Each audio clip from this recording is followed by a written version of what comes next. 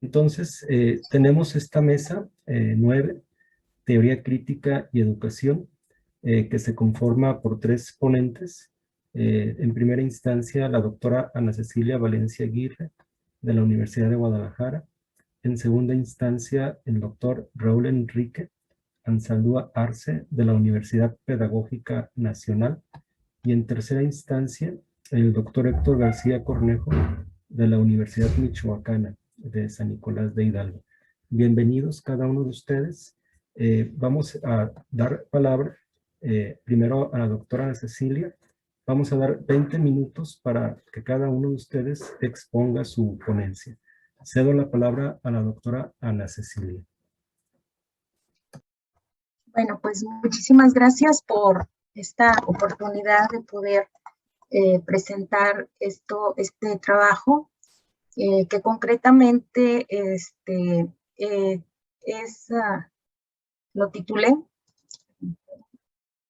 Aquí está la presentación, no sé si la podemos ver.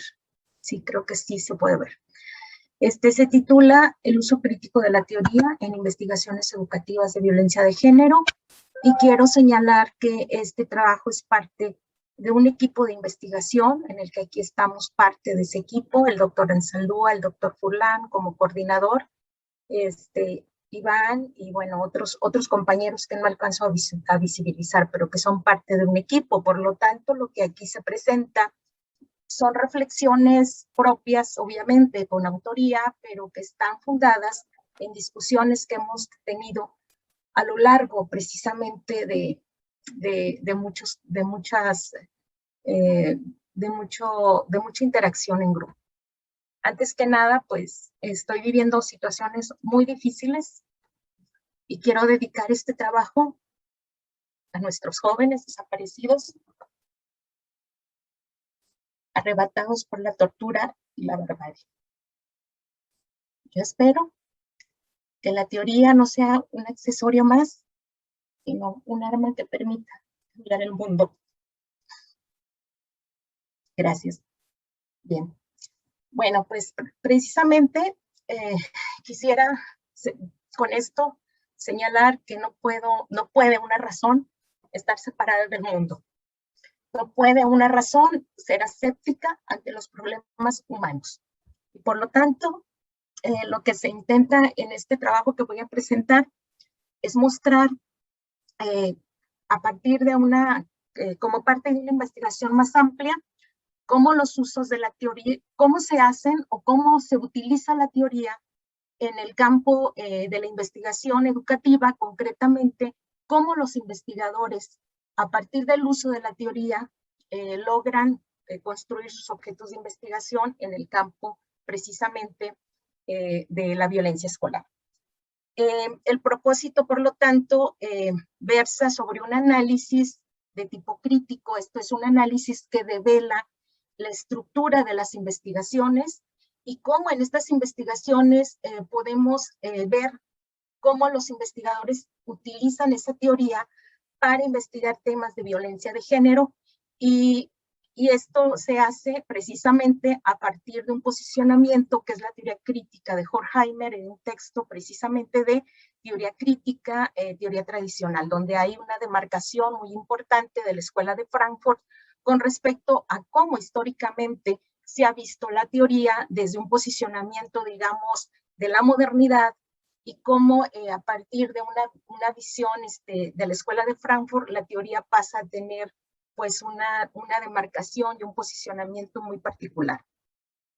La pregunta sobre la cual instauro mi trabajo es qué develan los usos de la teoría en las investigaciones educativas sobre lo que son temas de violencia de género, pero fundamentalmente aquí interesa saber algo que es fundamental y que tiene que ver con sus implicaciones ético-políticas. ¿A qué me refiero con implicaciones ético-políticas?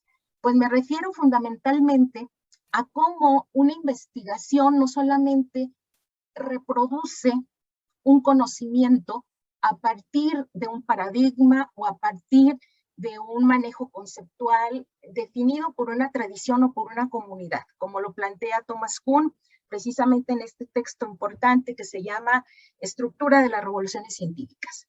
Esto es, no trato pues de partir de ese concepto de comunidad y de cómo las comunidades también de alguna manera establecen formas de hacer investigación, establecen formas también de problematizar, de ver objetos y de hacer visibles estas formas también de construir investigación a partir de comunidad, a partir de ciertas convenciones que tienen precisamente un carácter histórico dentro de la construcción de la ciencia y que Thomas Kuhn llama la ciencia normal.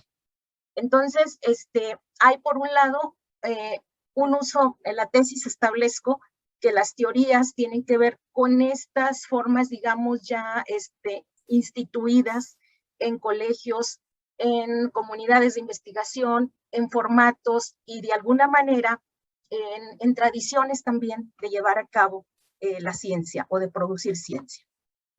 Sin embargo, frente a esta posición, digamos, un tanto normativista, la teoría crítica considera que no solamente lo que está en juego es el objeto de investigación, sino que el propio sujeto se convierte también en un objeto del mismo proceso.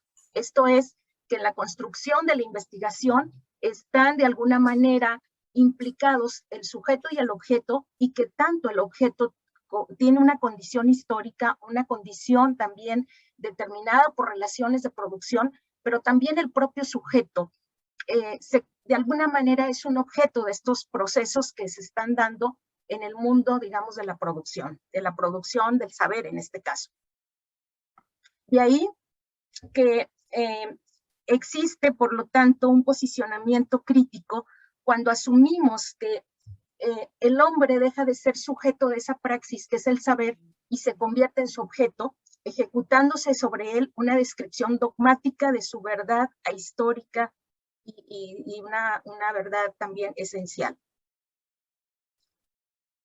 Podemos a partir de esto señalar que las teorías no son política ni ideológicamente neutrales y que existe una relación entre conocimiento e interés. Este es un planteamiento habermasiano que tiene precisamente una implicación para la investigación. Cuando en la investigación se utiliza la teoría tiene un sentido. Y ese sentido puede ser producir nuevo conocimiento, reproducir a partir del conocimiento ya existente, o bien generar también una fundamentación hacia una praxis, sobre todo en el campo que estamos trabajando, que es el campo educativo, que es un campo donde el interés de la investigación siempre va a tener implicaciones de naturaleza ética. ¿Qué hacer ante un problema? ¿Cómo actuar ante una situación? Y cómo fundamentar también una acción frente a esos problemas. Entonces, esta perspectiva crítica, donde el conocimiento que tiene que ver también con la teoría, se plantea desde intereses técnicos, intereses prácticos e intereses emancipatorios, también tiene intenciones, tiene alcances, tiene dominios y también genera o parte de ciertos paradigmas, se posiciona en ciertos paradigmas de hacer investigación. Voy entonces a dar lectura a algunos de los supuestos que están fundamentando este análisis que voy a presentar. Por un lado, consideramos que la realidad no se construye de manera unívoca, que la realidad no es algo transparente o universal, sino que la realidad es una construcción que se da desde una interacción compleja entre sujetos, entre objetos, pero que a su vez esos sujetos y esos objetos también están demarcados históricamente. Por lo tanto, no hay una posición determinada ni universal. La manera de construir ciencia depende de interacciones que están situadas, que están contextualizadas, que se están dando sobre intereses muy particulares y que no pueden ser universalizados, aunque sí pueden tener usos particulares y concretos también de acuerdo a intereses. Esto es importante. No significa que la ciencia sea solipsista, significa que la ciencia y el conocimiento se comunica, pero que esas formas de comunicación y de interacción del conocimiento también están planteadas por horizontes de mundo, por relaciones de lo que de alguna manera la escuela más hermenéutica de Gadamer llama esa comunicación entre horizontes, esa relación que se da entre distintos contextos. Toda investigación, por lo tanto, hace uso de teoría, y esta puede ser implícita o explícita. Y esta teoría, de alguna manera, está validada, aunque esa validez no tiene un carácter universalista, sino que está validada por una comunidad científica. Se da también, a partir de ella, la posibilidad de producir nuevo conocimiento, nuevos descubrimientos, nueva forma de reproducir el saber instituido, pero es muy importante. También la forma de nombrar y de visibilizar objetos de la realidad está definida por formas de nombrar desde posicionamientos teóricos. El uso de la teoría en el campo de la investigación educativa, que es el que nos atañe, está relacionado con la forma y el estilo de hacer investigación, de ver objetos de estudio, de conformar explicaciones de fenómenos, de validar, de justificar, de argumentar evidencias y posiciones. También ahí se privilegian temáticas, esto es, se plantean formas de nombrar, de ver problemas, de dilucidar, y estas no son asépticas, no son solipsistas, parten de marcos que tienen que ver con tradiciones, con instituciones, con culturas, con las que el investigador se identifica, con las que el investigador dialoga y desde las cuales produce o reproduce o rompe incluso. O sea, se pueden dar procesos de ruptura, de producción o de reproducción, como también lo plantea muy bien, de alguna manera, el propio Kuhn. Por lo tanto, no hay investigación, uso de la teoría, como se había planteado desde la perspectiva de la Escuela de Frankfurt, asépticamente política o ingenua en el sentido de neutralidad y asepsia. Nosotros vimos en este grupo de que el uso de la teoría refiere el empleo de nociones, categorías o conceptos que se derivan, por lo tanto, de un posicionamiento teórico y que se utilizan para comprender, elucidar, mostrar o explicar un conjunto de datos empíricos o fenómenos derivados de una investigación.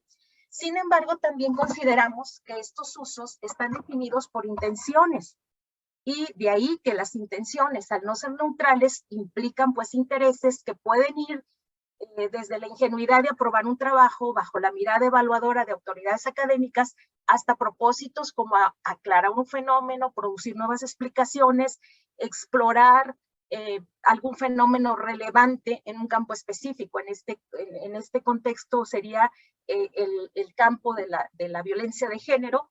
De ahí que la teoría adquiera un carácter de elucidación, de explicación, de comprensión y de problematización.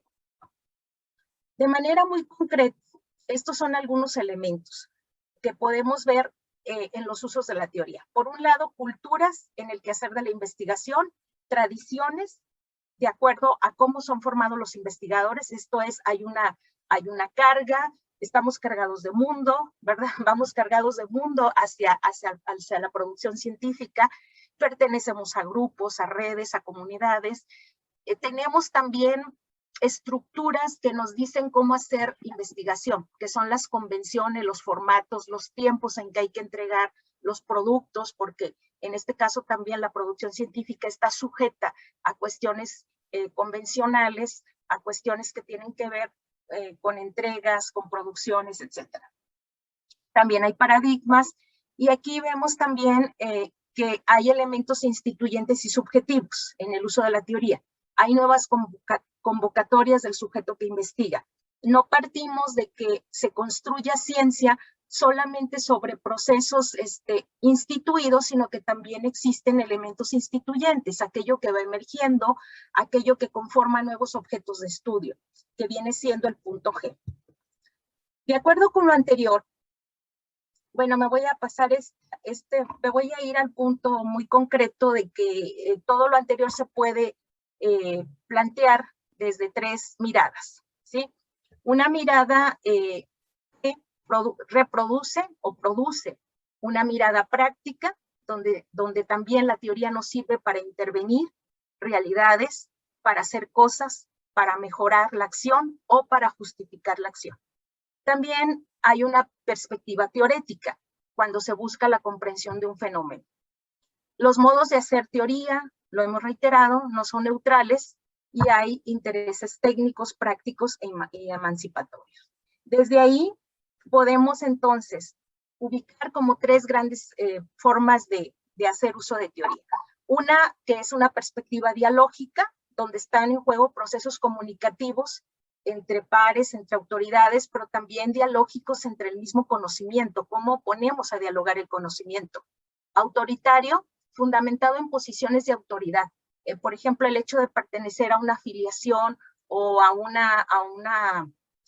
cierto colegio, a cierta estructura, a cierto cuerpo académico, hace que el investigador vea los objetos y utilice determinada forma de hacer investigación. O bien puede ser independiente cuando el investigador realiza a partir de intereses muy propios y hay una cercanía, digamos, ocasional entre sus pares. Entonces podemos decir que no hay solo un uso de la teoría, sino usos en plural de la teoría en una investigación. Y estos, bueno, no es el momento aquí de plantearlos, pero aquí solamente produzco o muestro 7, que son una posición reproductiva del conocimiento, productiva cuando se genera nuevo conocimiento, crítica cuando a partir del conocimiento se transforma una realidad o se intenta cuestionar un determinado problema o se problematiza donde nadie aparentemente ve problemas. Una actitud también reflexiva, esto es que me permite no solamente ir hacia el conocimiento, sino volver y transformarme en una relación entre conocer y conocerme, una cuestión reflexiva, dialógica entre el sujeto y el propio objeto. Una posición iluminadora, que bueno, esto ya viene de una tradición muy occidental, el conocimiento es algo que da luz, pero también una posición preventiva, como lo menciona Bachelard, cuando estamos frente al obstáculo, o bien de obstáculo, el conocimiento y el uso de la teoría también puede estar mediado por formas ya instituidas que se convierten en obstáculos epistemológicos. Bueno, vamos entonces a revisar, a mostrar, quiero señalar que este cuadro que estoy presentando habla de 7 investigaciones. Bueno, aquí las planteo en este estudio que hago, a partir de todo este marco que ubiqué, utilicé todo este marco para abordar, para analizar cómo en revistas indexadas, concretamente sobre el tema de violencia de género en el campo de la educación, hay un uso de la teoría muy particular, ¿sí? Entonces, lo que a continuación voy a mostrar son los resultados de tres usos, de usos academicistas que tienen que ver en la manera en cómo el investigador está haciendo un uso de la teoría para llevar a cabo su estudio y aquí quiero señalar que por usos academicistas vemos cómo la teoría, cómo los marcos teóricos existentes son utilizados en el trabajo y que estos pueden ser de forma monológica o normativa o de forma dialógica cuando el investigador construye desde una posición crítica, una posición más dialéctica. Una posición epistemológica y paradigmático de afiliación, desde que sería un primer acercamiento exploratorio. Bueno, aquí, por cuestión también de privacidad, no quise poner los referentes, pero lo que se está viendo es en un primer momento si la investigación utiliza nociones o si utiliza conceptos. Una noción es aquella manera de nombrar las cosas desde lo que serían las formas, digamos, convencionales que existen en las políticas, en los acuerdos, por ejemplo, cuando en los trabajos de género se utiliza el concepto de violencia desde las normatividades o cuando se utilizan conceptos que provienen precisamente de posicionamientos teóricos. Entonces, bueno, vemos que algunas investigaciones utilizan nociones, por ejemplo, como violencia de género, pero las utilizan de manera nocional. Esto es, las utilizan desde las definiciones que ya dan las políticas, discriminación de género, hostigamiento sexual, y se asumen como fenómenos que se visibilizan a partir también de lo que dicen ciertos movimientos o ciertas organizaciones de carácter feminista. A mí me llamó la atención que cuando me metí a leer las investigaciones sobre violencia de género en la escuela, estas nociones de género o estas nociones de violencia estaban muy ligadas a cuestiones de militancia y a cuestiones que tenían que ver con normatividades, con referentes de estudios previos, con documentos normativo-políticos. Esto es muy interesante porque si ustedes, bueno, aquí está un poquito complejo, pero quiero explicar que la mayoría, las 7 investigaciones que revisé en la década concreta del 2011 al 2020, están utilizando nociones tomadas, la mayoría de ellas de informes, de leyes, de normatividades, de recuentos históricos sobre conceptos de violencia. Hay un dominio más de lo nocional que de lo conceptual. Entonces, creo que esta es un primer hallazgo importante. Lo nocional está ligado más a concepciones que están en las normas, en las leyes, pero los conceptos son aquellos que parten de un marco teórico y se nota más un uso nocional que un uso de carácter conceptual teórico. Hay un dominio también de estudios de naturaleza exploratoria, descriptiva, donde se le da mucho peso al dato, donde se le da mucho peso a visibilizar cuestiones empíricas, tantos muertos, tantas muertas, tantos casos, tanto X. Y esto implica que hay como un dominio de alguna manera de lo empírico sobre lo teórico. Lo teórico viene siendo como un anexo donde se utiliza la referencia, por ejemplo, se dice voy a partir del concepto de violencia de género tomado de la ley fulana, y a partir de él, bueno, comienza a hacerse, digamos, una exploración de lo que hay en los datos empíricos que aportan investigaciones. ¿Qué se puede decir? Bueno, es importante señalar que estos estudios no utilizan la teoría, sino que solamente muestran datos y aportaciones de investigaciones sobre el fenómeno de la violencia de género, discriminación, hostigamiento sexual, etcétera, pero estas definiciones se dan precisamente a partir, digamos, de ya de investigaciones anteriores, de cómo lo nombran ciertos activistas o ciertas organizaciones o ciertas leyes, ¿sí? Hay, digamos, que en el sentido de los usos academicistas, podemos decir que hay más un uso academicista cuando se llega a visualizar esto, solamente de referir, solamente normativo se refiere, pero no hay un uso dialógico, no hay un posicionamiento crítico, al menos en estas 7 investigaciones. Entonces, bueno, de manera muy general, aquí no pude, por cuestiones de tiempo y por cuestiones de cómo me encuentro emocionalmente ahorita, hacer una presentación más detallada, pero partiendo de estos análisis, es importante inferir que los diversos usos de la teoría o de las nociones en la investigación, de lo que dan cuenta es precisamente de esas tradiciones, de esas pertenencias, y sí se puede ver esto en las investigaciones porque de alguna manera sí hay una afiliación a grupos, sí hay una afiliación a comunidades, por ejemplo, hay una afiliación a Bourdieu, hay una afiliación a posiciones tomadas de activistas, ¿verdad? Se menciona mucho a Marta Lamas, se mencionan hay cierta recurrencia en ciertos llamados hacia autores o autoras de una afiliación que se puede ubicar de manera muy particular. No es posible ver en los trabajos elementos instituyentes, subjetivos, intersubjetivos, porque de alguna manera como que los trabajos están más demarcados ya por posiciones dadas y donde incluso es notorio ver que el nombramiento de lo que se llama violencia está definido ya por una política, el uso de, por ejemplo, en el caso también de la violencia escolar, del concepto del bullying, también refieren un autor y como que ese autor ya comienza a ser un referente muy regular en la producción del conocimiento en el campo de lo que es la investigación de género.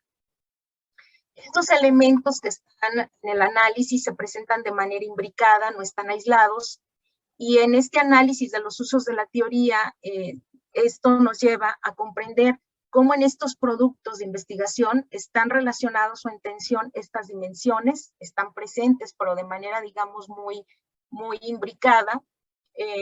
Con respecto al punto de las convenciones, cada investigación, en este caso el artículo, como que también muestra ya una estructura muy regulada, muy homogénea, que permite ver ciertas cosas distintas, analizar, por ejemplo, una tesis, un libro, una ponencia, una conferencia, un capítulo.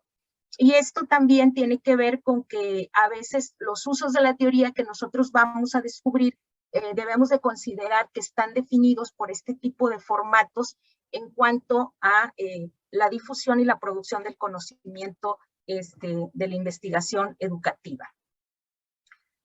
Sí se muestran particularidades en el uso de la teoría y quiero señalar aquí que lo que hemos visto, o al menos en los estudios, en estos trabajos de género, no es tanto un uso de teoría, sino una reproducción de conceptos.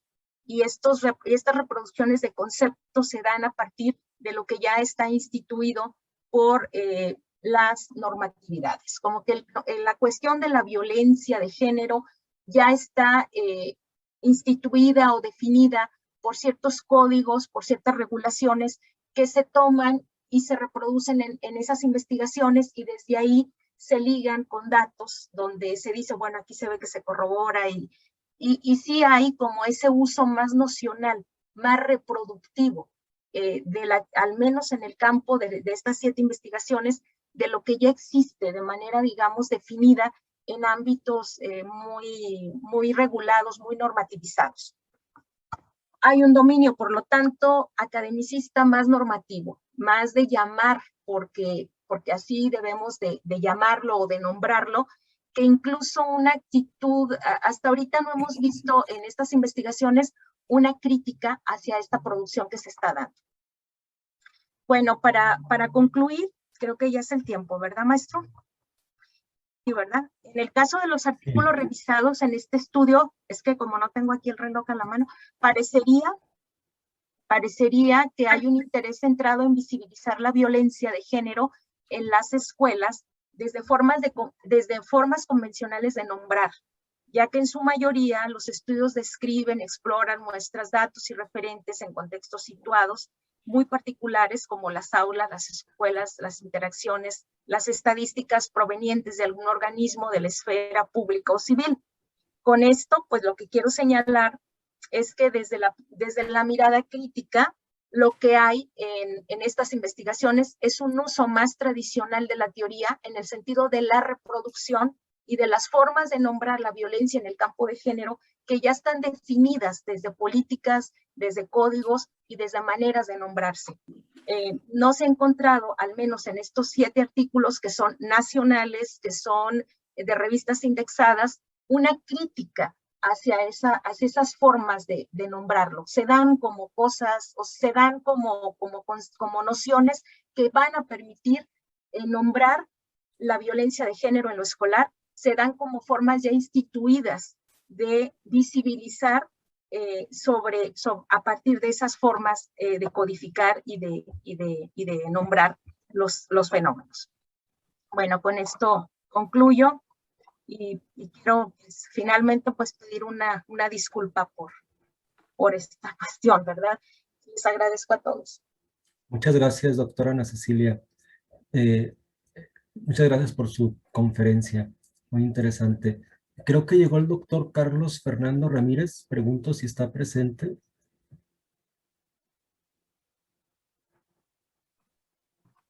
Sí, Alejandro, buenas tardes a todos. Pido por favor si puedes continuar con la moderación. Muy bien. ¿De acuerdo? Muchas gracias. Muy bien, déjame. Lo que sucede es que tuve problemas yo con mi... ¿O puedo yo continuar? No hay ningún problema. Si pudieras nada más el siguiente ponente, una disculpa, pero tengo ahí todavía un problema técnico. De acuerdo, de acuerdo. Muy bien, vamos a continuar. Vamos a ceder la palabra Primero le damos la bienvenida, doctor Raúl Enrique Anzaldúa Arce de la Universidad Pedagógica Nacional, con su ponencia Los usos de la teoría en las investigaciones sobre ciberviolencia escolar, una aproximación desde la teoría crítica. Adelante, doctor Raúl Enrique, bienvenido. Muchas gracias. Voy a compartir unas diapositivas, espero que se vean bien. Ustedes me dicen si ya se ve. Sí, sí se ve. Ok, perfecto. Entonces, voy a compartirlas. Yo también me sumo al homenaje que hacemos el grupo de investigación a los jóvenes que perdieron la vida en estos días, que fueron asesinados lamentablemente. Bueno, un poco voy a retomar muchas de las cuestiones que ya señaló la doctora Valencia, pues la retomo porque formamos parte del mismo equipo. Voy a estar señalando algunas cosas que son como otras aristas de lo que ella señaló. Un poco cuál es la idea de esta investigación, es ver cuáles son los usos de la teoría y cuáles son las implicaciones. No sé si alguien tiene prendido el micrófono porque se oye otro ruido ahí este año. Bueno, voy a continuar. Este es un estudio exploratorio. Cuando el doctor Fulán nos invitó a hacer este trabajo, pues nos pareció muy interesante, pero que no se había hecho antes en los anteriores estados de conocimiento. Entonces, este es un planteamiento verdaderamente exploratorio. Aquí está el equipo de trabajo, es un equipo multidisciplinario. Tenemos a Cecilia, que es filósofa, tenemos pedagogos, tenemos 2 psicólogos sociales con orientación psicoanalítica, como es mi caso, y esto nos permite pues tener una visión un tanto distinta del trabajo que estamos realizando, pero bastante complementaria. ¿Cuáles son las áreas que vamos a investigar? No vamos a investigar todas las áreas del complejo campo problemático de la violencia escolar, que es muy grande, muy complejo, muy diverso. Vamos a investigar sobre todo estas áreas. Y en particular, bueno, ya Ceci habló acerca de la violencia de género en ámbitos escolares. Yo voy a hablar de ciberviolencia escolar. Un poco la idea es, bueno, ubicar qué es la teoría. La teoría sería este conjunto de conceptos que están articulados y que tratan de dar cuenta de una serie de objetos y, por supuesto, desde una aproximación también metodológica. Muy a grosso modo, esta es la noción de teoría que estamos manejando. Me voy a ir rápido. ¿Qué estamos retomando de la teoría crítica? Un poco esta diferencia que Horkheimer señala entre la teoría tradicional y la teoría crítica, ¿no? Donde enfatiza que la teoría tradicional es un poco esta teoría que está hecha a partir de los datos como están, de los hechos como se dan, pensando que en esos hechos, al captarlos el investigador, pues ya tiene la realidad, ¿no? Y que esa realidad, pues, está independientemente de él. Cuando, en contrario, la teoría crítica es justamente ubicar esos hechos en su construcción histórico-social. Tanto el fenómeno histórico-social como la manera en que se ve, como el sujeto que investiga, está implicado en la praxis social. Ese es el énfasis de Horkheimer. Y un poco siguiendo este espíritu es que nosotros estamos tratando de hacer esta investigación sobre los usos de la teoría. Estoy siendo muy esquemático, yo lo sé. Esto es mucho más complejo, pero bueno, me disculparán. algunos de los aspectos que resalta Horkheimer acerca de la teoría crítica, ¿no? Es movida por esta pasión por la verdad y por analizar esas tendencias totalitarias, excluyentes y de dominación que aparecen sobre todo en las explicaciones teóricas tradicionales. Pero no solo es un cuestionamiento crítico, sino es, por supuesto, una convocatoria a actuar y a transformar. Esa es otra de las características del pensamiento de Horkheimer, ¿no? Y, por supuesto, lo que está allá atrás es esta inspiración que parte del dolor, del duelo y de la búsqueda de esperanza, de transformar las condiciones existentes. Y esto es, de alguna manera, también lo que marca un poco el espíritu con el que tratamos de ver las investigaciones que estamos realizando. Y, por supuesto, es solidario con las víctimas. Y más ahora, ¿no? Vivimos en sociedades hiperviolentas, donde los estudios muchas veces no dan cuenta de este dolor de las víctimas. No recuperan este estatus humano de ellas. Pareciera como si en esta teoría tradicional hubiera investigaciones asépticas, neutrales, que de lo que se trata de dar cuenta del hecho per se y sin ir más allá. Justo lo que nosotros queremos es lo contrario.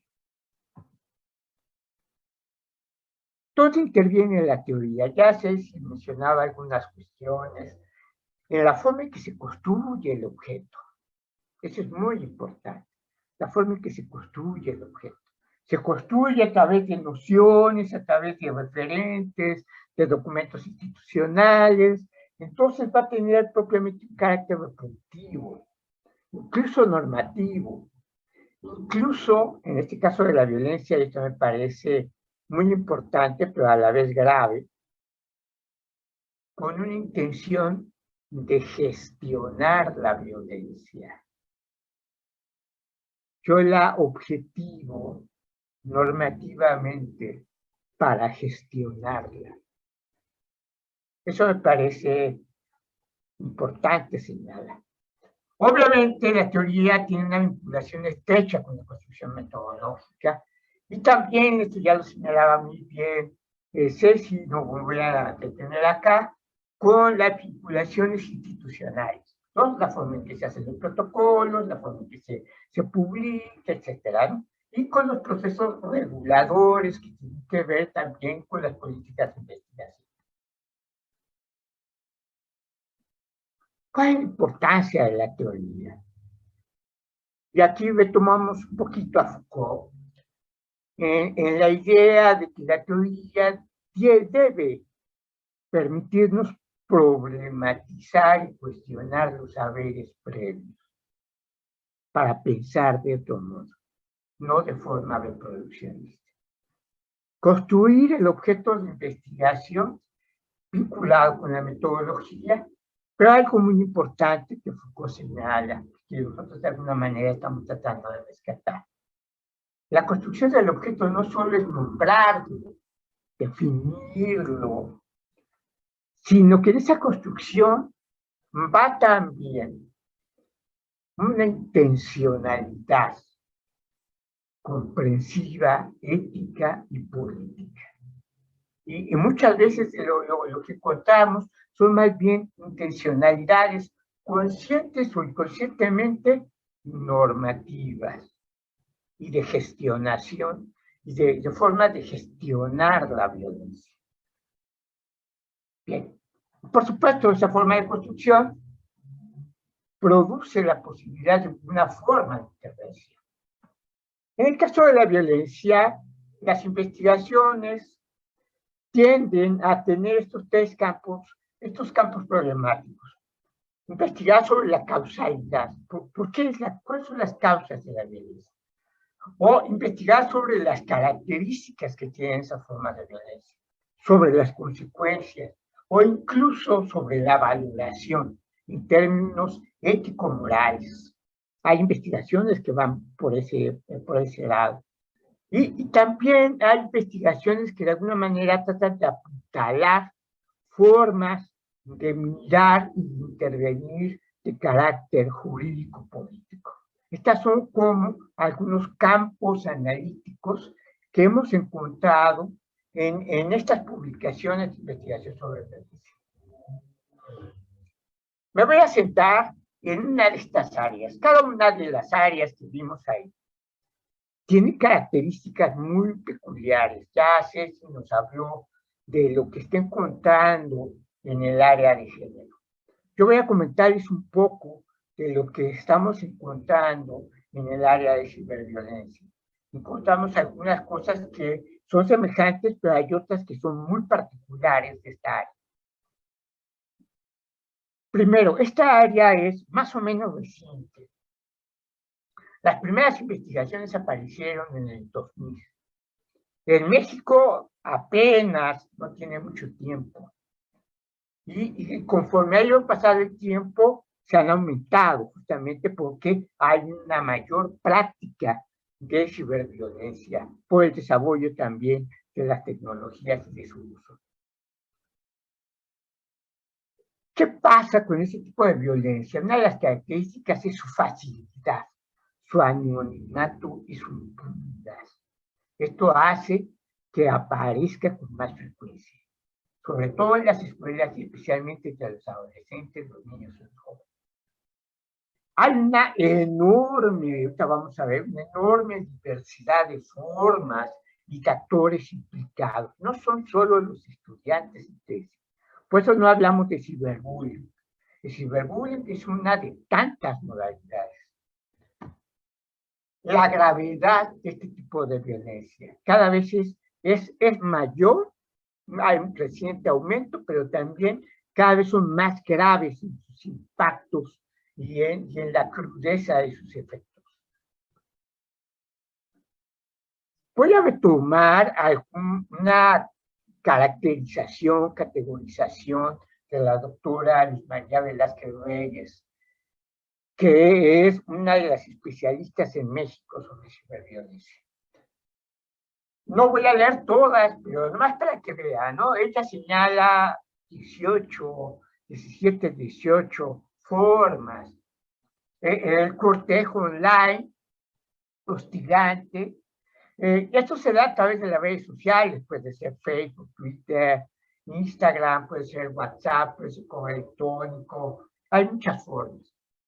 La violencia de pareja a través de los controles, la invitación a sexo en propuestas indecorosas, el ciberacoso, que no solo es ciberbullying el que pare, sino es el acoso a veces de los maestros hacia los alumnos, de los alumnos hacia los maestros, de los padres de familia hacia los maestros, de padres de familia, ahora en la pandemia, que se hacen grupos de padres de familia y de alumnos, de padres de familia hacia los alumnos.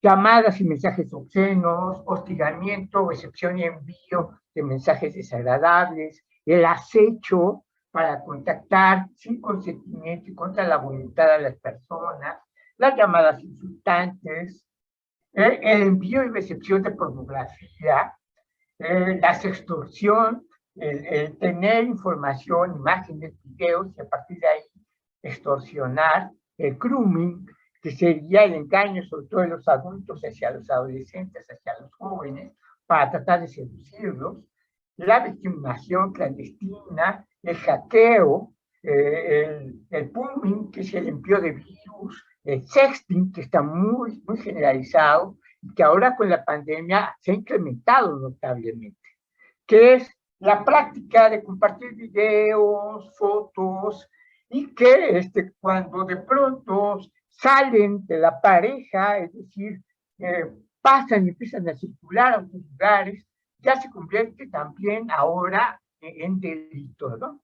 Pero antes no era delito, entonces antes era una práctica más común. Ahora sí se sigue haciendo y ha aumentado con la pandemia, pero está la hora de la tipificación como delito. El trollismo y cortar la relación online. Estas son algunas algunas de las formas de violencia y ciberviolencia. Aquí pongo un ejemplo de una investigación de la doctora Luz María, que realizó en una secundaria del Estado de México. Más o menos como para que vean una proporción. Obviamente es un estudio de caso de una secundaria. Pero bueno, aquí vemos más o menos la proporción. ¿Qué pasa? Uno de las formas, el sexting, el ciberacoso, los insultos, el grooming, los mensajes, y ahí vamos viendo todo el calidoscopio de formas de que se presenta la ciberviolencia. ¿Cuáles son algunas de estas características? Es relativamente reciente. Hay cada vez más una dependencia de todos a las tecnologías. Y esto va a continuar. Y ahora en la pandemia se incrementó enormemente. Y esto abre también la ventana a ejercer la violencia por estos medios y a multiplicar las formas de violencia por estos medios. Por ejemplo, ese tipo de plataformas como Zoom, la intromisión de material pornográfico, la violencia a través de los chats dirigidos a ciertas personas, en fin.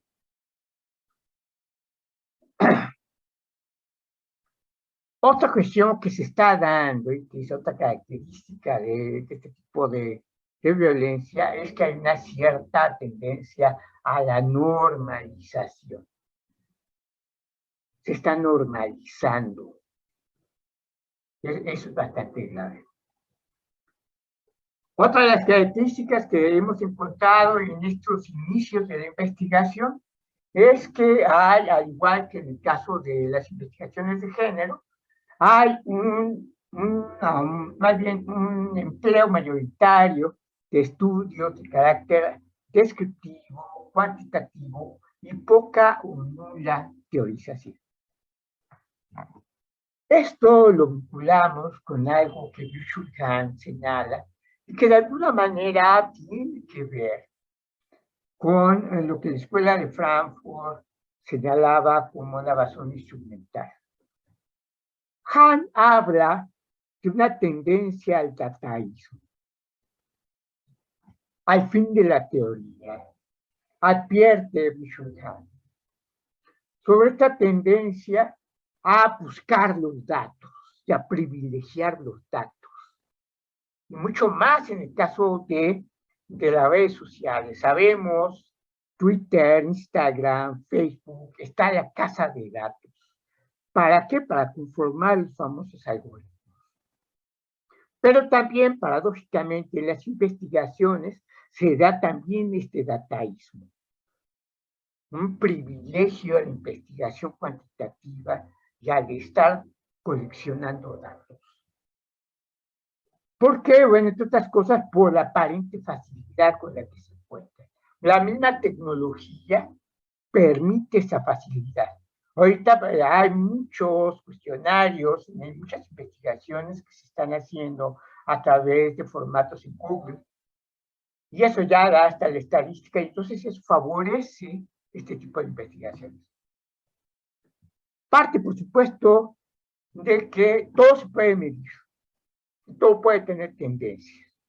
Y entonces, a veces, la teoría no se usa, o se usa en términos muy positivistas. ¿Qué quiere decir eso? Para el positivismo, la teoría es la última fase de investigación, es decir, es más bien dar cuenta de todas las regularidades, de todo lo que se encuentra a través de la investigación empírica. Se crea entonces la ilusión de que los datos nos muestran un retrato fiel de la realidad. Recuerden lo que decía Horkheimer acerca de la teoría tradicional, a diferencia de la teoría crítica. Bueno, pues estamos justamente en este momento.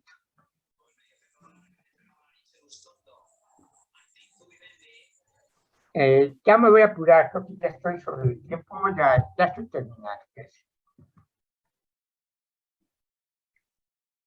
¿Cuáles son algunas de las preguntas que nos están surgiendo conforme vamos a avanzar? Tratar de distinguir cuáles son los conceptos o nociones que se emplean. Ya Ceci nos habló de esta diferencia entre concepto o noción. Y nos encontramos con que hay mucha referencia a nociones, y sobre todo a nociones de carácter normativo y de carácter de documentos, de retomar documentos políticos fundamentalmente. Tratar de ubicar qué enfoques teóricos aparecen en las investigaciones, aunque sean solo nocionales. Tratar de ver cómo se caracterizan los objetos y si se caracteriza un campo problemático, porque a veces no se caracteriza un campo problemático, o se caracteriza pero ya a partir de tendencias, por ejemplo, como decía Ceci, en el campo de la violencia de género hay como tendencias activistas o tendencias de ciertos enfoques. En el campo de la ciberviolencia, sí hay algunas tendencias, pero por la enorme diversidad de formas, esto es poco común. También ver cuáles son las formas de razonamiento lógico que inducen estas nociones y estos conceptos. Y bueno, y si esto permite una discusión acerca de los resultados o no, porque a veces se usa de manera muy prescriptiva y normativa. Y bueno, tengo que señalar algo de teoría, pues voy a poner ahí que usa Habermas o alguna cita textual, abordé, pero a la hora del análisis del material no se discute con la teoría, se deja la descripción. Bien, bueno, aquí están un poco los resultados que ya comenté. Algunos problemas y algunas ideas que pueden tal vez derivar en teorizaciones, sobre todo en el campo de ciberviolencia. Necesitamos reflexionar sobre relación de violencia y poder. Nosotros lo estamos haciendo, por ejemplo, a partir de Foucault. Necesitamos pensar, porque eso no se ha hecho, al menos en la mayoría de los trabajos que vemos, sobre los procesos de subjetivación derivados de las TICs. Necesitamos también reflexionar acerca de esta dependencia tecnológica y sus efectos, acerca de las redes sociales y su relevancia en la comunicación, acerca de los impactos de la violencia social, estructural y cultural en los procesos de subjetivación. Y también sobre las posiciones subjetivas frente a la violencia, tanto de los agresores, como de los espectadores, como de las víctimas. Sobre esto, muy poco se ha trabajado. Y sobre todo, no se ha analizado las formas de control y de resistencia que se derivan de la ciberviolencia. Y con esto termino. Gracias. Muy bien, muchas gracias. Bueno, buenas tardes, no había presentado, soy Carlos Ramírez. Muchas gracias al ponente. No sé si quieran hacer algunas preguntas, se vería una ronda de preguntas. No sé si alguien quiera comentarle algo al ponente. Interrumpo, falta la ponencia del doctor Ok. Héctor García Cornejo. Ok, entonces al final van a hacer las preguntas. Sí, al final. Muy bien, muy bien. Bueno, entonces, pues le dejamos la palabra al doctor Héctor García Cornejo, con la ponencia El fracaso de la educación mexicana en valores versus una educación crítica. Él es de la Universidad Michoacana de San Nicolás Hidalgo. Entonces, bueno, lo escuchamos, doctor. Sí, hola a todos. Buenas tardes. No, sí, en efecto, yo también tengo algunas preguntas para el doctor Raúl Ansaldúa. Pero bueno, qué bien que, que se acordaron que falto yo. Bueno, iba a decir yo algo primero sobre qué fue lo que me llevó a escribir esta ponencia, pero bueno, me lo voy a saltar, porque a fin de cuentas, bueno, lo voy a decir de algún modo en su transcurso. Bien, entonces paso a darle lectura a mi texto. Bueno, desde luego quiero agradecer al comité organizador de este coloquio y especialmente a la doctora Dinora Hernández López por su amable invitación. Paso pues a la lectura de mi ponencia. Comienzo con un epígrafe de Götz Heisenberg que dice: las experiencias de felicidad vividas en la infancia temprana nos acompañan y nos alientan durante toda nuestra vida. En los adultos pueden llegar a convertirse en el fermento de tentativas de reconstrucción político-libertarias y de utopías. Hasta aquí el epígrafe. Bueno, a manera de introducción, desearía realizar un intento de ubicar la presente ponencia en el espacio discursivo que se ha generado en este coloquio, porque siento que a veces cada uno llega con su propia ponencia y es como un diálogo unilateral. Bien, solamente me quiero referir a la supuesta desconexión de la teoría crítica y la praxis radical tratada por una de las ponentes el día de ayer.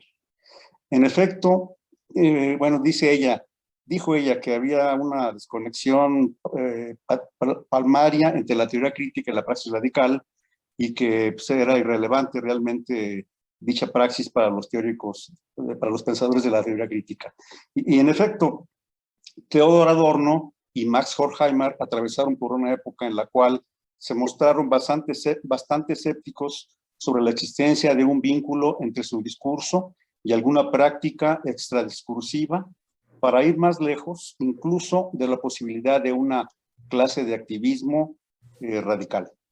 Quisiera ahora referirme a un volumen recién publicado que reúne algunas de las conferencias y discursos de Adorno que van de 1949 a 1968, en donde es posible constatar el movimiento desde una postura en la cual, por así decirlo, pesaba sobre él y su amigo Horkheimer una casi universal escasa atención, no siempre convencidos de la eficacia pública de sus ideas, hasta una posición hacia fines de los 1940 más favorable, ya con la Escuela de Frankfurt en ciernes y un público más amplio y no solo académico, hasta colocarse a comienzos de los 1960 en una posición nada más lejana de la desconexión y por tanto de cualquier conformismo o claudicación.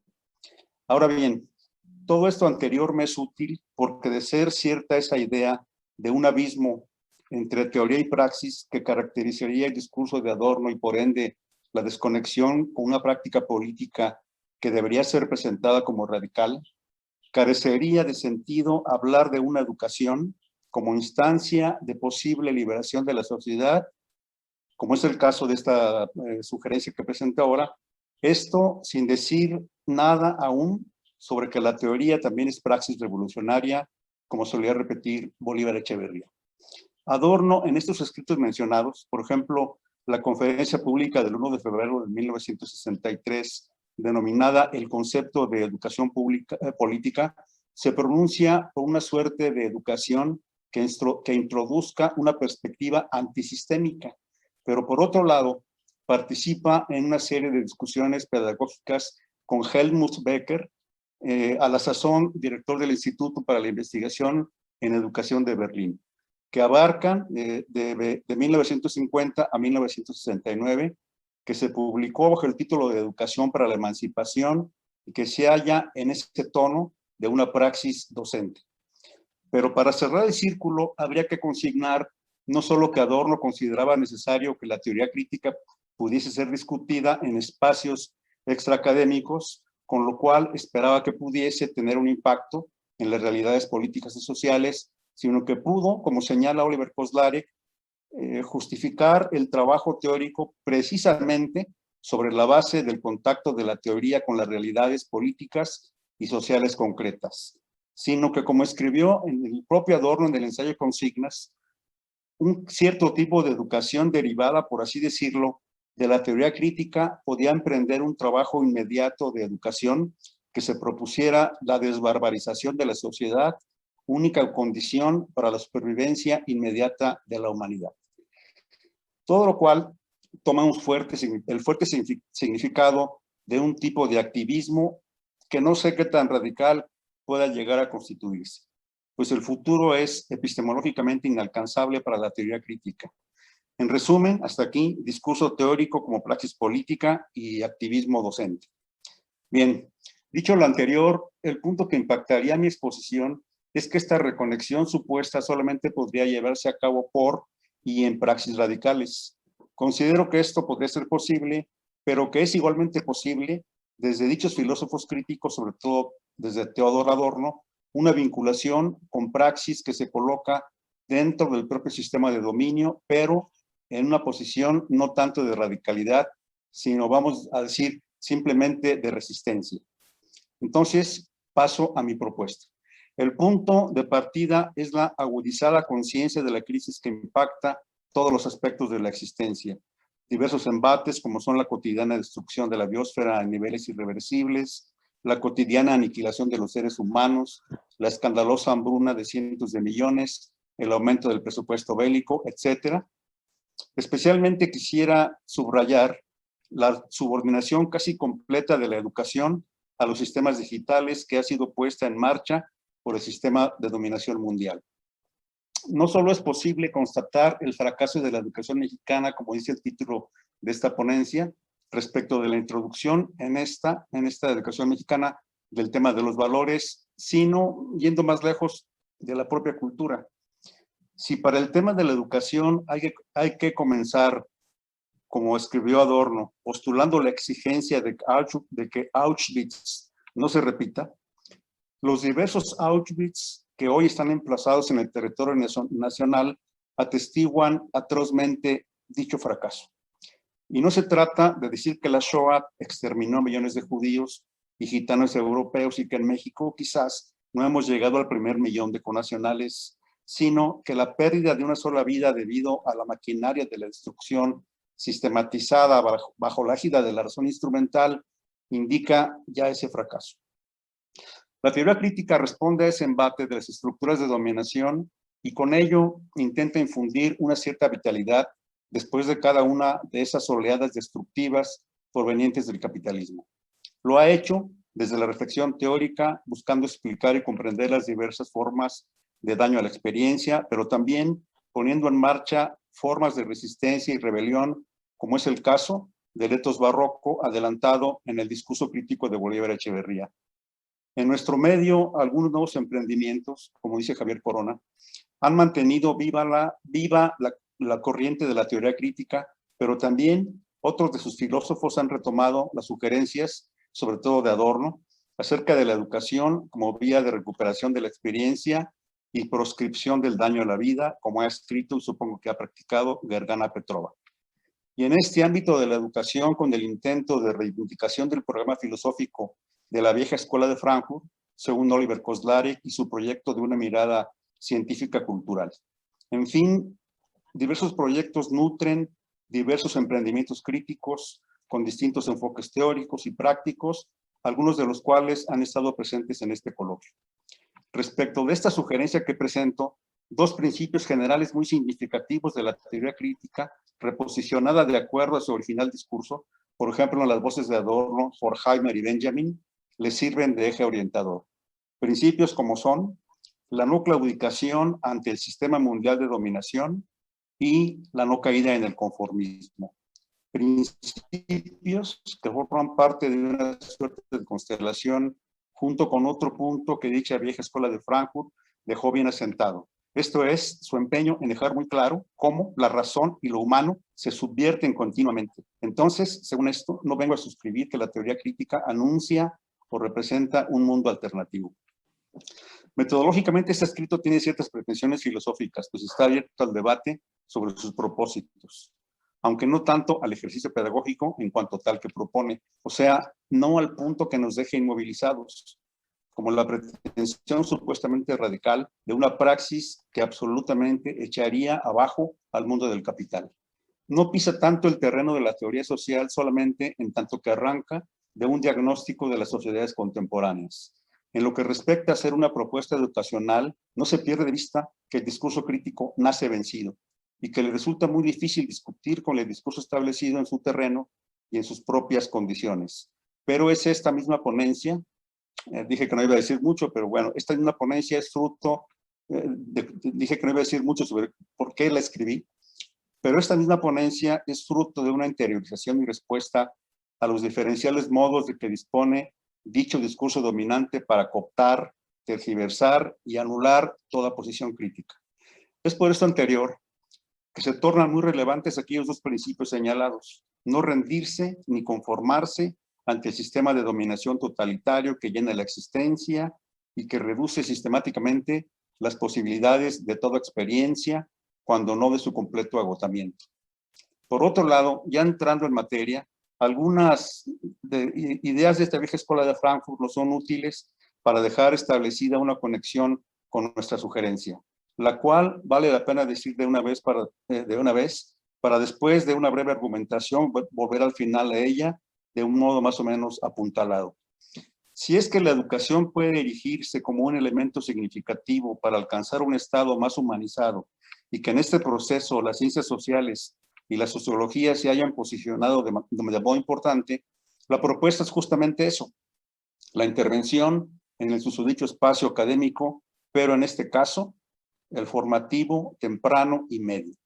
El punto no es la creación de una esfera pública capaz de resistir a las formaciones, desenlaces y tendencias totalizadoras de la sociedad, o de acuerdo con la perspectiva adorniana sobre sociología y ciencias sociales, darles a estas cierta preeminencia, sino introducir justamente en el espacio de la educación básica, preescolar, primaria, secundaria y medio superior, tanto la denuncia de lo irracional de la sociedad como se pillara a contrapelo los contenidos positivos de la educación. Esto como un primer paso para el tránsito de la teoría crítica al espacio educativo básico. Propuesta esta que debe permanecer en el ámbito de lo negativo para mostrar su relativa viabilidad práctica, desde luego, insisto, sin ninguna clase de promesa. No desearía por ahora, más que lo dicho al principio, entrar a la discusión sobre el cambio de perspectiva en Adorno y Horkheimer, como ha escrito Kozlarek, de la creencia en una vinculación intrínseca entre un ideal de vida y la posibilidad de realizarla política y socialmente, y que va al menos desde la época de la escritura de la dialéctica de la Ilustración hasta 1959 o 1960. Más bien, quisiera retomar el punto de vista que creyó en dicha vinculación entre el ideal de una vida libre de daño y la posibilidad de su realización social y política. Una parte importante de esta sugerencia es acoger, según el mismo Oliver Kozlarek, la intención de Adorno, la cual más bien parece haber sido ponerse a sí mismo y sobre todo su experiencia sociológica al servicio de la gente. Según esto, nuestra intención es ponernos a nosotros mismos y a nuestra experiencia docente con los profesores de educación básica que asistan a los posgrados profesionalizantes al servicio de esta pretendida y buscada vinculación entre la teoría crítica y la educación. En otro tenor, el objetivo y propósitos de una educación para la emancipación son prevenir la posibilidad y riesgo continuo en las actuales condiciones totalitarias de dominio, de resurgimiento del fascismo o de otras formas de barbarie, de manera que se trataría de la desbarbarización de las nuevas generaciones.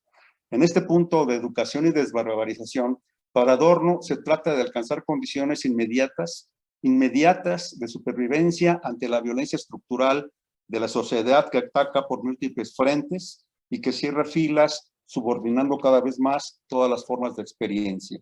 No pierde de vista nunca que la escuela se haya cercada en sus ámbitos de influencia y posibilidades por diversas limitaciones y que su funcionamiento en la sociedad lo que hace es reproducir las condiciones de la barbarie. No obstante, y quizás en ese ánimo de no rendirse, cito, el ímpetu moral de la escuela reside hoy en que, en las presentes circunstancias, solamente ella, si es consciente de la situación, es capaz de trabajar inmediatamente por la desbarbarización. Bueno, no sé cómo voy en el tiempo. Te quedarían 5 o 6 minutos. ¿De mis 20? Claro. Ok. Bueno, entonces me paso esta parte sobre la discusión muy de estos días en torno al concepto de barbarie. Creo que es muy claro para los autores de la dialéctica y la ilustración lo que significa esta palabra. Incluso últimamente he estado viendo en este libro, así que siguiendo con lupa, sus diversos significados, y podría hacerse una reconstrucción de este concepto desde las primeras líneas del prólogo. Bien, entonces creo que es muy claro. El concepto de barbarie no significa la descalificación del otro, sino aquella circunstancia en la cual la humanidad ha alcanzado una, cito, organización sistemática del trabajo y de la sociedad capaz de regular el tiempo. Una nueva barbarie significa hoy, entre otras cosas, el triunfo de la represión en unas condiciones que oscilan entre una percepción no tan clara de la coacción y la violencia que se ejerce sistemáticamente en medio de todo tipo de atrocidades y destrucción. Entonces, ¿qué es lo que habría que desbarbarizar? Pues la respuesta es desbarbarizar la subjetividad contemporánea, pero bueno, ya no quiero entrar en esto porque Javier Corona habló ayer de los diversos tipos de subjetividad emergente, sus líneas de constitución, sus campos de fuerza y sus desenlaces. Solo quiero subrayar el carácter totalitario del sistema represivo, con el consiguiente aumento de la destrucción de la naturaleza y la creciente aniquilación de los seres humanos, con un endurecimiento de las diversas formas de esta destrucción. Entonces, bueno, hay distintos obstáculos, diversos obstáculos que se interponen para la, digamos, puesta en práctica de este emprendimiento de una educación para la emancipación. Como son, por ejemplo, bueno, hay otro punto que no he señalado hasta ahorita, pero que, bueno, sí dije, pero solamente lo aludí al principio, que es esta subordinación de los procesos educativos a la tecnología, la educación subsumida a las tecnologías de la información, pero bueno, de eso también ya habló ayer Javier Toscano. Se puede decir, pues, que en el proceso de la subsunción totalitaria de las fuerzas productivas al proceso de educación, ha sido subordinado casi por completo. Es algo que quedó, pues, como dije, señalado por Javier Toscano. Una serie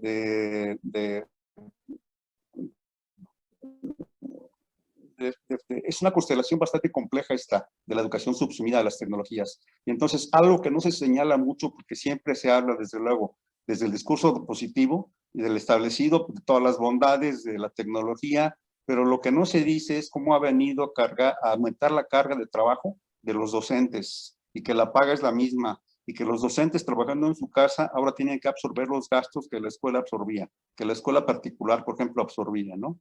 Entonces, tampoco se habla del daño a la salud que ocasiona esto, mucho sedentarismo. En fin, sería pues la visión, una corta visión un atisbo de la teoría crítica. Toda la propuesta es esta. Se trataría de fomentar programas de cultivo y ejercicio del arte o de las artes. Por ejemplo, lecturas consistentes de largo y profundo alcance, de escritura narrativa para recuperar lo que dice Benjamin sobre el colapso, el ataque sistemático a la experiencia, cuyo resultado es la ausencia de narrativa. Entonces, recuperar esto de la escritura narrativa, desde luego a través de la lectura, junto con la continua denuncia de lo irracional de la vida social, del colapso de la experiencia, del carácter necesario de que la modernidad incumpla sus promesas de abundancia y libertad, intervenir con prácticas de sensibilización de la vida dañada. Sensibilización, digo, porque está alrededor de todos, ¿no? Acompañado con ensayos de análisis crítico del conocimiento. Hay una serie de obstáculos que el docente tendrá que enfrentar. Desde luego, el primero es hacerse a sí mismo un trabajador de la teoría crítica, ¿no? Es lo primero. Bueno, pues para terminar, la justificación de esta propuesta es permítanme, la justificación de esta propuesta es que, bueno, cito un trabajo de Gergana Petrova, que a su vez cita Adorno, y dice: las influencias más importantes sobre el desarrollo de la personalidad del individuo acaecen durante la infancia. Bueno, luego también hay que ver el papel de los maestros, como dije. Bueno, para terminar, no pierdo de vista la dificultad de esta idea pragmática. Quizá ya esté todo perdido de antemano, si pensamos en las condiciones crecientemente endurecidas del sistema de dominio, pero puede ser sostenida desde el emplazamiento que significan aquellos dos principios con los que comencé, rectores de la teoría crítica del Instituto de Frankfurt. Decir un no contundente al conformismo y a la educación. Educar para la emancipación hoy parece que significa educar para sobrevivir y resistir las nuevas barbaries que ya están aquí y otros endurecimientos que se avecinan. Bueno, gracias por su atención y a ver, esperamos que cómo se discute esto. Muy bien, muchas gracias, doctor Héctor García. Entonces, bueno, no sé, se abre esta ronda de preguntas. No sé si alguien quiera iniciar con ellas.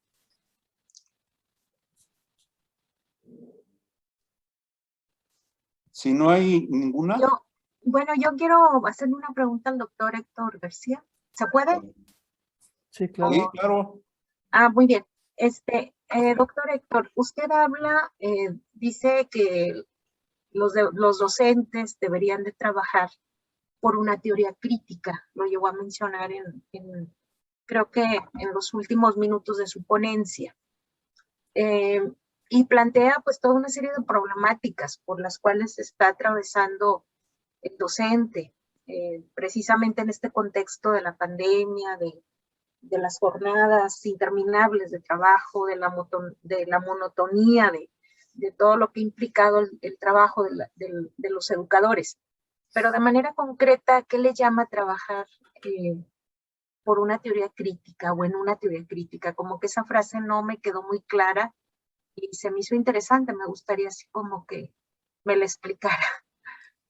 Bueno, sí, lo que pasa es que, bueno, ese es un tema muy complejo y es muy difícil tratarlo aquí en tan poquito tiempo. Pero dije también que lo primero que tendría que hacer es, digamos, el docente sería asumir el proyecto y el programa filosófico de la teoría crítica. O sea, si el docente no trabaja esta línea de investigación de teoría crítica, difícilmente va a poder poner en práctica este emprendimiento. Porque campea mucho la idea de que el pensamiento crítico es teoría crítica y eso no es cierto. Hay una falseación de la teoría crítica por el critical thinking que le ha extirpado la vena marxiana y casualmente no hay, esto lo prueba la idea, la realidad muy casual en el critical thinking de que no hay pensamiento político y si lo hay, se está conforme con los hechos, ¿no? Entonces lo primero sería, esto lo escucho, maestra, de doctora, como aquello de que, aquella pregunta que hizo Marx, si la educación es la clave para la transformación de la vida social, de la emancipación de la humanidad, ¿quién educa al educador?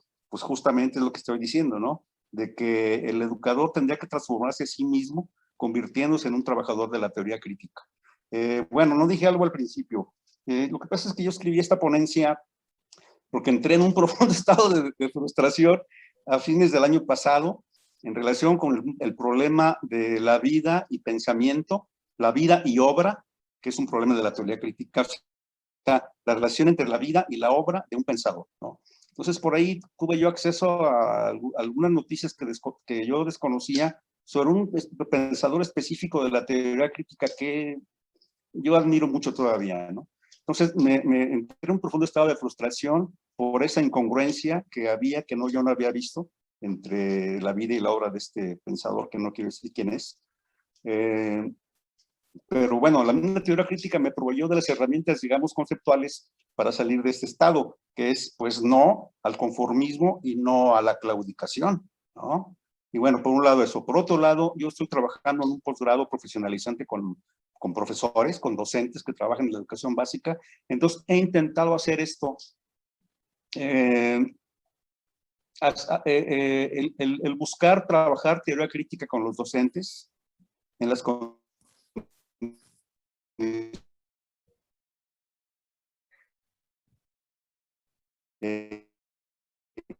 y bueno, como sembrar en el desierto, ¿no?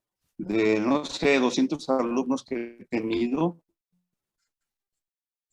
probablemente un 5 responden a esto, responden a las necesidades de este trabajo, y de enseñarles a los alumnos, pues que deben prepararse para, no para ese mundo idealizado que les presenta el pensamiento crítico y la pedagogía por competencias y la pedagogía humanista, por ejemplo, la que surge en el 2019. Entonces, eso sería, doctora, primero tendría que transformarse a sí mismo el docente para poder poner en práctica poner en operación digamos, este proyecto.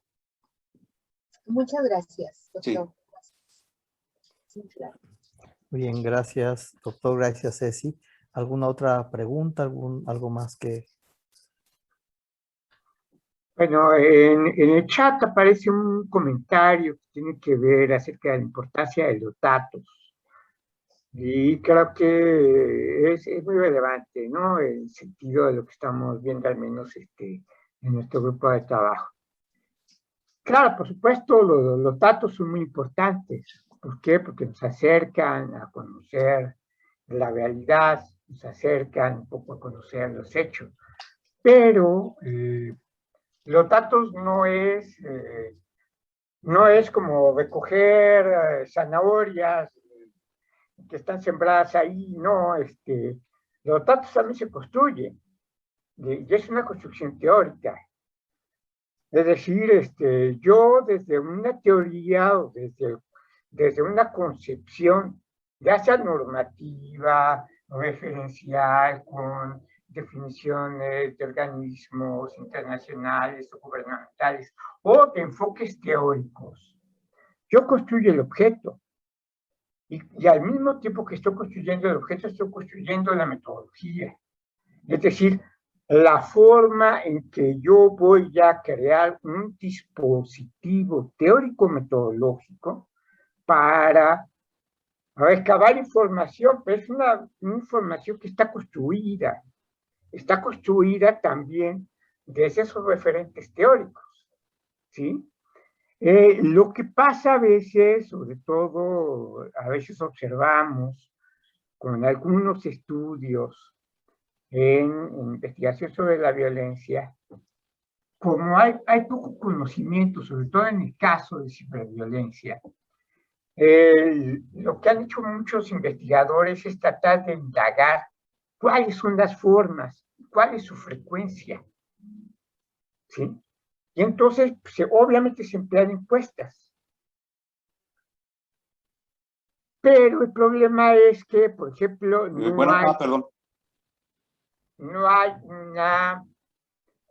se parte de una concepción clara de qué se va a entender por violencia. O se toman definiciones normativas acerca de la violencia, pero no se construye, no hay un constructo teórico que tenga que ver con, bueno, ¿qué voy a entender por violencia? Por ejemplo, si yo vinculo violencia con poder, la forma en que yo pienso una encuesta, y si considero que lo mejor es una encuesta, o si pienso en una entrevista, estoy también de alguna manera construyendo de alguna forma el dato. No es nada más que el dato aparece ahí como si yo recogiera margaritas del jardín. Eso es algo que yo creo que es importante. Bueno, yo quisiera decir algo antes de que se dé por terminada esta mesa.